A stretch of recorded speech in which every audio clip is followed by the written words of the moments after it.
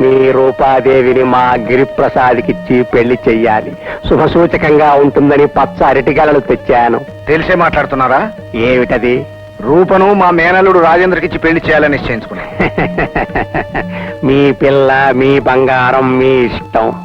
కానీ అతని సంగతి మీకు బాగా తెలుసు. పరమ మూర్ఖుడు. కానీ మీ అమ్మాయో అందం, చదువు, సంస్కారం అన్నీ ఉన్నాయి. ఈ పిల్ల అక్కడే సుఖపడుతుంది. మీ పిల్ల సుఖపడాలంటే మా అమ్మాయి సుఖపడుతుందో లేదో మాకు బాగా తెలుసు. మీరు దయచేయండి. ఏమన్నాడే బావా? ఏమన్నాడో అడగొద్దు. ఎలా ఉన్నాడో అడుగు. ఎలా ఉన్నాడు? మన్మధుడిలా ఉన్నాడా? నా మొహం రావణాసురులా ఉన్నాడు. రావణాసురుడు కూడా చాలా అందమైన వాడే. రాక్షసులు కూడా నీకు అందంగా కనిపిస్తే నువ్వు ఒక మహా రాక్షసు అయి ఉండాలి తల్లి. రాక్షసుడా?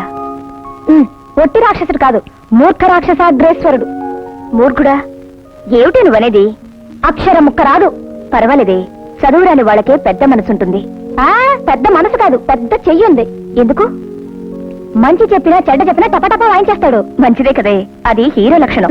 నీ తలకాయ లక్షణం. ఓ సరదా తెలీదు, ఓ సరసా లేదు, జద్దులా మీద పడతాడు. అసలు బావంటే నీకు ఇష్టం ఉందా లేదా? మూర్ఖత్వం లేకపోతే ఇష్టమే. సరే, ఆ మూర్ఖత్వం నేను పోగొడతాను. నువ్వా? ఎలా పోగొడతావు? నేను వెళ్తాను.